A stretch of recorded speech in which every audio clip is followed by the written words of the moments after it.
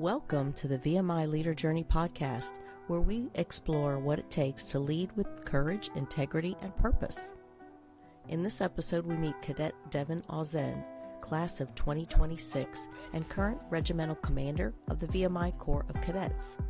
Much has been written about Auzenne since becoming RCO, so our conversation will focus more keenly on his leadership insights as he shares his journey from a Marine Corps ROTC scholarship recipient to one of the highest leadership positions at VMI. You'll hear insights on servant leadership, transformational leadership, and how VMI's unique systems, the honor system, regimental system, and class system, shape leaders for life. Whether you're a cadet, an aspiring officer, or someone passionate about leadership, this conversation will inspire you to lead with confidence and character. Stay tuned for practical lessons, personal stories, and advice you can apply today. Now, today on the podcast, we have with us Devin Auzenne, class of 2026, and we're going to get to know Auzenne and some of the leadership roles he's had here at VMI over the past 3.5 years, including your current role, primary role, which is the Regimental Commander. Regimental Commander. So welcome, Cadet Auzenne. I'd like you to introduce yourself to our audience. Yes, ma'am. Thank you for having me, Colonel Roy. I'm Devin Auzenne, a history major from Opelousas, Louisiana. I'm the Regimental Commander, Cadet First Captain for VMI Corps Cadets for the 25-26 academic year. And for those of us who are listening who don't know anything about VMI's system here, what can you tell them about what attracted you to coming to VMI, and then how it is that you became the Regimental Commander? Yes, ma'am. So I guess I can go a little bit into the system and then what kind of brought me here. So VMI is unlike any other military college in the nation. There are other state senior military colleges, federal service academies, but no other military school or military college has the three systems like VMI has: the honor system, the regimental system, and the class system. And that was partly one of the things that attracted me here is you can lead in any, there are so many more facets to leadership here at VMI within the different systems, each that have their own similarities and differences in the leadership dynamics and the lessons you can learn there. Coming out of high school, I got a Marine Corps ROTC scholarship. So I knew that in 4 years I was going to be a Marine officer. So then it was about picking a place that would prepare me the best out, so I could be the very best that I could be whenever I commissioned, because I knew that one day I'm going to lead Marines, whether I'm ready to or not. So I'd rather be as prepared as possible. So I'm sure they'd like that for as well. Yes, ma'am. So looked at VMI's Naval ROTC program. They put up great numbers for the Marine option unit. And then on top of that, on top of having Marine Corps ROTC, they also had the Corps of Cadets, which is like a double facet, being able to learn, being able to teach, and being able to really get engaged. So seeing that, I just saw all the different opportunities, all the different things that I could do, and just really wanted to be a part of that. So you had a focus, you would say. I mean, you knew, like you said, you're interested in Marine Corps ROTC programming, and where could you go to school? Did you evaluate some other schools? Yes, ma'am. I looked at some other schools. So I looked at we won't name them. Yes, ma'am. that was really the other one that I looked at: VMI, the Citadel, and then I looked at other ones, but I narrowed down the list to those two. And then after just delving deeper, the liberal arts program here at VMI is awesome, and just the culture and what it means to be a VMI cadet, the alumnus, the history of people who have come through here. They're both really good places, but I just knew VMI was the place for me. When you talk about the history of cadets who had come through here, were there any names that sprung to mind and did you know them before you looked at VMI, or once you looked at VMI, you're like, oh, I didn't know he went here? Or... Yes, ma'am, there were a few. So wanting to go in the Marine Corps, big name is Chesty Puller. He came here for a year. Right. So, and it's obviously he's one of like the greatest known Marines of all time. So if it was good enough for him, it definitely could be good enough for me. And then looking a little deeper, saw George C. Marshall, George Patton came here for a year. And then looking into what life was like here and the deep-rooted traditions but also professionalism here, it was one of those things that Other places do similar things, but they don't do it quite the way VMI does. They don't have quite as rich a history as the cadets here and what it means to be a cadet. And then the alumni network, though it's small, this isn't a very big college, the tightest knit and the most well-recognized, successful that I've ever known, a single group of people. So strong loyalty. Yes, ma'am. Sure.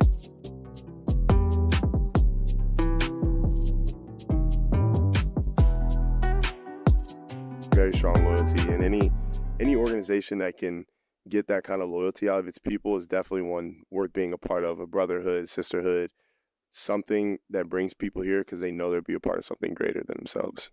Yeah, nothing like the people who've actually been here, experienced the system to speak on its behalf, or to shine a light on, what maybe wasn't so great. So it's good to know that you heard good things about the Institute and that was enough to bring you here.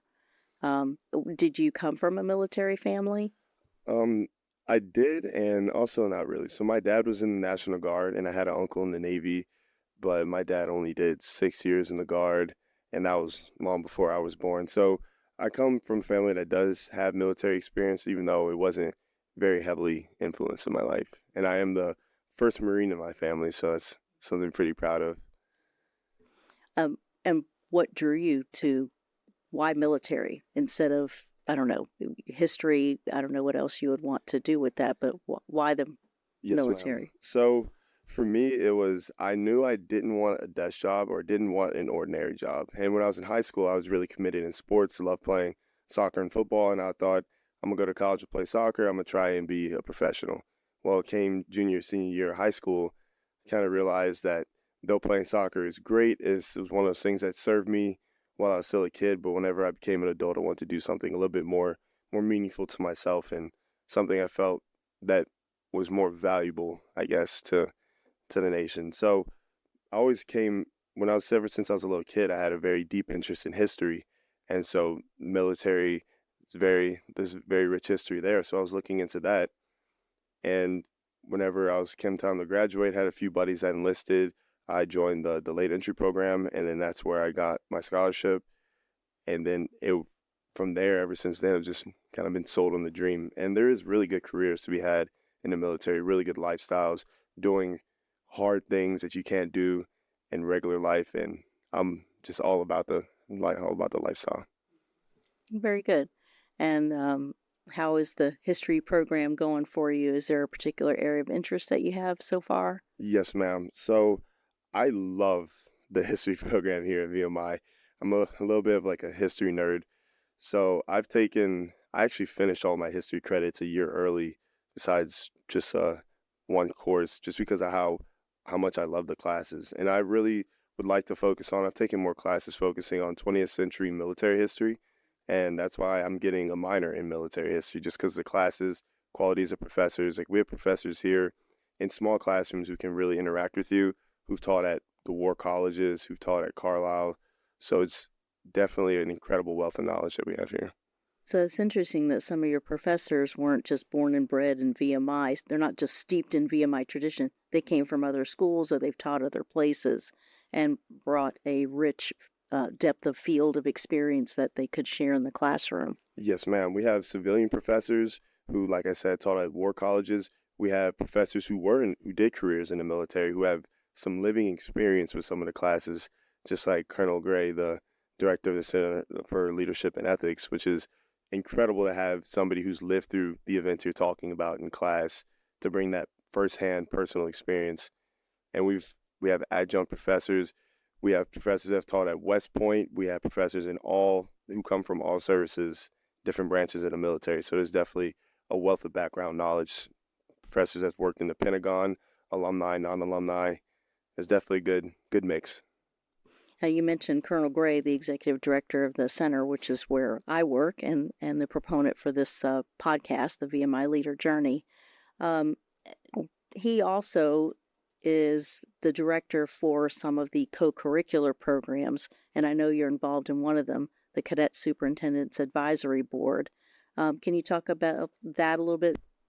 Yes, ma'am. CSAB stands for Cadet Superintendent's Advisory Board. So it's comprised of cadets of all different organizations and involvement within the Corps, from NCAA athletes to people who hold rank, people within the class system, just different perspectives within the Corps, bringing to issues to light about what cadets need, what cadets would like to have in their experience, and things that can make the VMI system as a whole function smoother and that are worth bringing to the attention of the superintendent.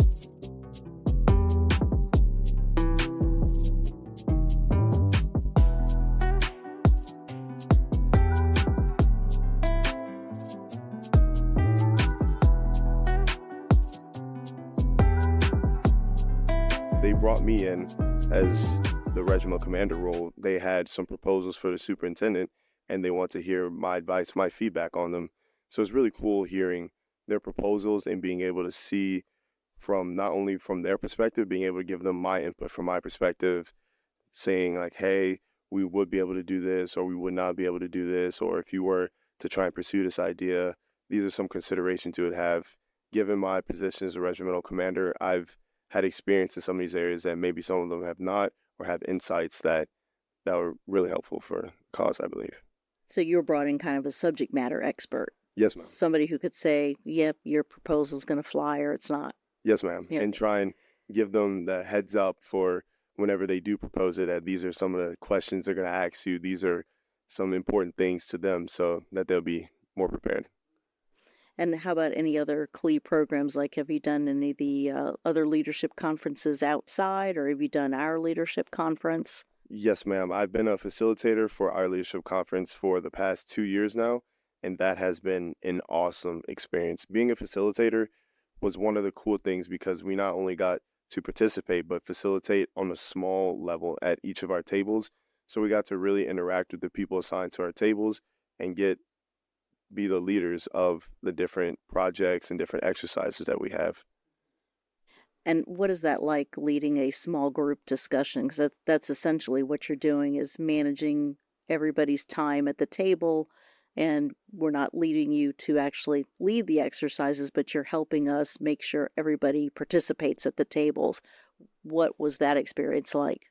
That was a really eye-opening experience, and just another incredible opportunity to learn. It's really interesting seeing how different people see the same situation, gaining new perspectives, and just getting a new, fresh perspective in a different environment on how to work as a team and how to get people who you've just met to work as a team and collaborate on ideas. Is there any particular memory that you have that you're like, oh yeah, that was a really cool experience, or maybe there's a connection that you made through networking at the event that has stuck with you? Yes, ma'am. So one of the really cool exercises we did was about, I can't remember exactly, but it was about how ethical it was to use drones in warfare. And the different members of the table got to split up and see different subject matter experts talk about whether it be the laws of war or employment of drones, rules of engagement from a military side, from a political standpoint. And then everybody was brought back, and then their inputs were then redone and put back into the group or the table's consensus on what they believe should be done on the issue. That one was really cool, being able to see how the different perspectives, military, civilian, and different subject matter experts can shed light on these very complicated, even like ethical issues. Through the Center for Leadership and Ethics, I also was able to attend different conferences, not at VMI, one of them being the Naval Academy Leadership Conference, which was an incredible opportunity not only to get to go and stay in Annapolis in one of the dorm rooms of the midshipmen, being able to network and being able to see how they do their leadership conference and see what life would be like as a midshipman at the Naval Academy. While at that conference and the one we host here, the networking is also incredible. As a bunch of Marines say, it's a small Marine Corps, being able, and just the military in general, it's a smaller world than what most people think. So being able to meet people who are about to commission, people my same age who are pursuing careers in the military, is one of those things that's so invaluable, because undoubtedly years down the line we'll definitely end up running into each other again. I was just going to say, I'm sure one day you'll cross paths again. Yes, ma'am. And any other programs at the CLE that you've been able to participate with, like any of the speaker programs or anything like that comes to mind? Yes, ma'am. I can't remember all of their names, but the CLE often has speakers that come in the evening times, and I have attended a few of them gotten some books signed. And it's one of those things that's incredible. On like a Thursday night, you have just an hour, hour and a half to spare, and you can go get a really in-depth speech or a really in-depth talk or lecture or even debate from somebody who's a subject matter expert or a true professional in their field. And then have you had the Lead 344 course? Yes, ma'am, I have. And who was your instructor for that? I had Major, now Colonel LaRocca. Oh, okay. Very good. Yeah, so that lead class is leadership in organizations, and you cover 13-ish theories of leadership. Was there anyone that you particularly gravitated toward, or you felt like that fits my profile best? Yes, ma'am. I think there's two of them. And that class was very eye-opening because I often see leadership as this really interesting phenomenon, this interaction between people, bringing, just like teamwork, bringing people, a group of individuals together to achieve a common goal, and being able to quantify or put into theories the way people think, what drives their actions. So from that, it helped me learn and really define myself more and put it into words, really being able to get a grasp on what I believe is my leadership style and how I like to lead. Few of the styles would be servant leadership, visionary leadership, and transformational leadership, which each come with their own descriptions, but I believe in some way, shape, or form that I like to lead using those in my own unique blend. Did you get an opportunity to identify your communication style? Was that part of the class? Yes, ma'am. That also was a part of the class. And it really helped me to see how small things, from the way you pose questions, from the way you give instructions or pass out guidance, how those things can be perceived and how those can influence the way you lead or just the character of the organization. Because after all, any organization usually takes on the character of its leader. So it's really important to be cognizant of that. And it brought to my attention that these are things that are more easily quantifiable than what I used to think. So now I can have a better grasp on how to use them.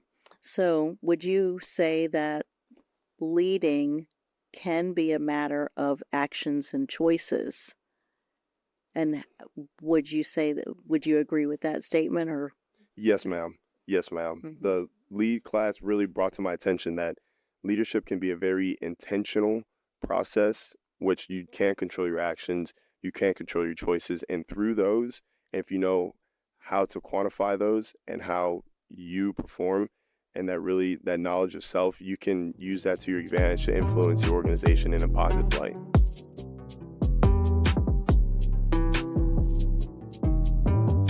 Have you had an opportunity to use any of the skills that you learned? And if so, do you have an anecdote you could share? Yes, ma'am. So in my last year, I was the Regimental Sergeant Major, and this year I am the Regimental Commander of the Corps of Cadets. And that has been the most incredible leadership challenge and opportunity that I've had so far. Being able to lead my peers in a big scale organization. And there's a lot of little lessons I've learned and a lot of little anecdotes, I think. One of them is always treat people how you want to be treated. Like, respect is the number one thing. And then another one would be understand how to talk, understand your audience, and understand how to get the best out of people. In order to get the best out of them, you need to know what makes them tick. You need to know what motivates them. You need to understand how they think, so then you can know how to pose tasks and how to bring situations to light when you want them to perform a certain way. And when you are interacting with somebody and you're determining what it is that they would best respond to, what factors do you look for? Like, how would you know how to treat someone else? Yes, ma'am. I think that starts in the small things, the small interactions. You have to get to know the person. Not saying you have to be their best friend, but you have to get to know them. You have to get to understand why they are in the positions they are, what do they want to do, what do they want to pursue, what do they want to see happen, what change do they want to bring in the organization. And then from there, you can understand how to pose questions to them, how to get their perspectives. And then after you understand those things, you get a better grasp on, okay, I need help with this. Because I've had a few conversations with you and I know you, I know that you would be better set for this problem set rather than this other one. And it really helps from where I stand when trying to delegate out work, because everyone has their own strengths and weaknesses, and being able to know your people, definitely can help you match those problem areas with the people who have a strength in that area. And then people around you, family can be a very grounding experience because they knew you when. Has your family noticed any changes or differences in you or some leadership traits that maybe they didn't see before? Has that happened or taken place? Yes, ma'am.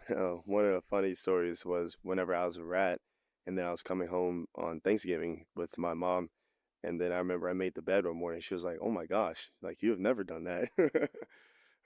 But I think my family, especially my friends back home who knew me in high school and since I was young, they can definitely see a difference in how mature I am now and how I just see problems and how I frame the world around me. And they've definitely been able to take note of that, notice that, and say like, "Wow, like that's something new." It's not like it's completely different me, but it's more of who I really am, just emphasized in a really good way.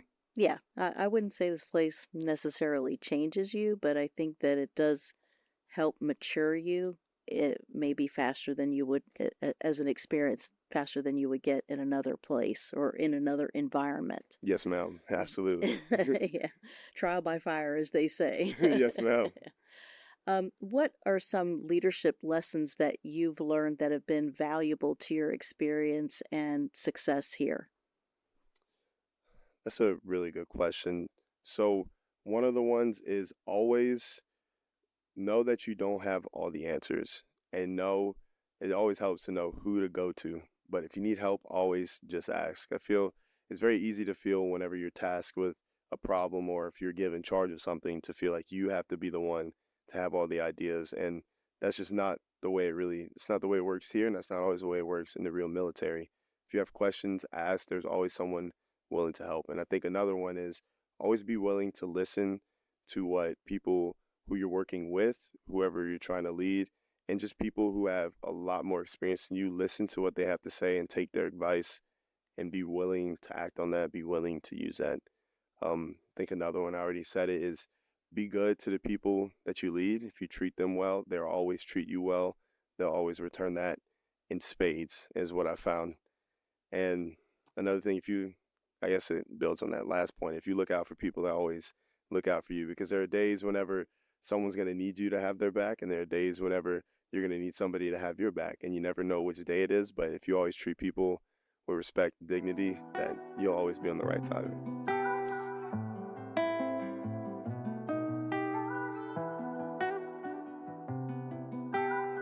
Now, when it comes to giving guidance or instructions or feedback that might not be positive, how do you approach those kinds of situations? Have you had to do that? And then, if so, how do you approach that? Yes, ma'am. Those tough conversations, that confrontation is something that no one really likes, but it's definitely one of those necessary evils, I guess you can say, if you want to grow as a leader and if you really want to achieve anything in life. Everything's going to have its own problems and hardships. So usually the way I'll approach that, especially with my peers, is that I'll bring it to their attention, always in a respectful manner. Like, hey, this is what I'm noticing that you're doing. This is what I need you to do. And then always give them a chance to explain their side or explain what's going on. Because sometimes there's something going on with that person that you may not have been aware of. So knowing that can definitely help you address the problem area further. And usually, especially here, it's always really good, received very well. That's why we have an active chain of command, so that whenever it comes down to difference in opinion, always try and compromise, try and find the best solution that fits the most people or what's most practical in that situation. And if it's one proposal or the other, always let the best idea prevail. It doesn't matter whose it is or who gets the credit. Any other advice you might have, like as you think about and reflect on how your leadership role has unfolded this semester? Has anything surprised you about being in the role that you're in, as opposed to last year, which you were a more of a subordinate? So now that you're actually leading the Corps, what has stood out to you? Maybe things you didn't think of before that you're like, oh, I wasn't counting on that, or I hadn't thought about that. Yes, ma'am. So I think one of the big ones, and this is a lesson I learned from watching a lot of Inky Johnson videos, was you don't rise to the occasion, but you revert back to your training. So if you ever want to perform well, you're not just going to wake up one day and be, I can do this, but you have to prepare for it. You have to prepare yourself. You have to prepare your mind, your body, so that whenever it comes time to perform, you can always do it no matter what the circumstance is. And I think another one really interesting thing about VMI is one of my high school coaches, he actually told me this, but he said, the fire burns or it purifies. The same fire that will burn a piece of wood would be the same one to purify a piece of metal. So it's not what you go through that is the biggest thing. It's how you react. It's how you respond to it. And I feel like VMI has a really incredible way of pushing you past your perceived limits, absolutely, and putting you in situations to succeed, giving you opportunities to succeed in ways that you didn't even think was possible. It seems like every year here, while you're going through it, while you're kind of your head's down, you're trying to get the work done, you're trying to grind, get it out. It's like, oh my gosh, this is the most stuff I've had going at me. Like my schedule's full. I don't know how I'm going to get through it. And then somehow, some way, you end up getting through it. And then the next year asking for more responsibility, asking for another leadership role, asking to grow more, asking for another opportunity. And I think that's been one of the most incredible things looking back, and even going through it and going forward, has been seeing how it felt like the sky is falling, the world is ending, and somehow got through that situation and then was put in another one where more is asked of me and still being able to perform. So it sounds like over your 3.5 years so far, your capacity to lead self has increased over time. Yes, ma'am. Absolutely. Mm-hmm. Absolutely. And it's VMI, it also has a great way the way the leadership model works. Whenever you're a rat, you're a private, and then you go to a corporal as a third classman, a sergeant as a second, and officer as a first, each year giving you incrementally more responsibility, letting you lead in a greater and greater capacity, but always starting off with yourself and then the people to your left and the right. Before you can lead anybody else, it always teaches you have to first be able to lead yourself. You have to first be able to help the person to your left and your right, and then it gives you incrementally increasing responsibility and leadership roles, which definitely helps people not bite off more than you can chew, and definitely teach you the basics, the strong foundation, so that whenever you're getting to the top of the building, you're strong in the basics, so you're not gonna fall over. Well, that sounds like excellent advice. Do you have like a particular leadership saying that you gravitate toward, or a leadership book that you really enjoy or recommend? Yes, ma'am. There's actually one book I would highly recommend to anybody. I actually got it with Colonel Gray's class. It's called The Art of Leadership, and I can't remember exactly who it's by, but it's a compilation of 10 or 12 short essays on influential leaders or military leaders in America's history, and each one focuses on a different leader who had a prevailing different style of leadership. Leadership styles such as visionary leadership, transformational leadership, and servant leadership, all different definitions and all different examples of really important, prevalent people who've done great things for the nation and for the military, and how they've used that style to their advantage. And I think whatever I tell myself kind of depends on what season I'm in, whatever I'm going through. Usually around finals, whenever there's a bunch going through, it's one of the things I always tell myself was it can always be worse. That even though it seems bad, that the problems are only relative to the situation. And I think another one, especially when we're working on big plans or we have big events coming up, and those late nights staying up planning, or those long days trying to get stuff organized, is that someone is always depending, someone is counting on you. And even if someone in the future is depending on you to be as good as you can now, so that whenever the situation comes, you can perform. So always knowing that it's bigger than you, it's worth losing the sleep if everybody else who you're leading is going to benefit from it. So it sounds like you have a high sense of accountability and responsibility, which would be perfect in a leadership role. Yes, ma'am. And I definitely try and get better at it every day. But definitely some of the important lessons I picked up here. What are you looking forward to in the spring? Looking forward to in the spring, one, breaking out the rats, being able to see them become a class. That's going to be an incredible feeling as a dyke, the senior mentor, And as the regimental commander, being able to see all the work that's been put in from day one matriculation to the moment they become cadets. Definitely looking forward to that. And then another one, graduation and commissioning. Usually in the spring, things slow down a little bit, and being able to have that time to reflect and really enjoy the presence of my BRs who've become my best friends for life, and being able to enjoy it while we got it, and then looking forward to pinning on those gold bars come May. That sounds like an excellent future to look forward to, and just our conversation today, I have no doubt that you're going to be successful.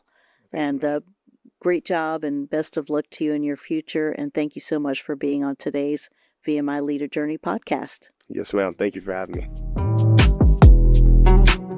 Thank you for joining us on the VMI Leader Journey Podcast. Today's conversation with Cadet Devin Auzenne, class of 2026, and Regimental Commander give us a powerful look at what it means to lead with courage, integrity, and purpose. From navigating VMI's unique leadership systems to embracing servant and transformational leadership, Auzenne's insights remind us that leadership is a journey, one built on preparation, resilience, and respect for others. If you enjoyed this episode, be sure to subscribe, share it with your fellow cadets, and leave us a review. For more leadership resources and upcoming events, visit vmi.edu/CLE or follow us on social media. Until next time, keep leading with character and stay committed to the values that make a difference.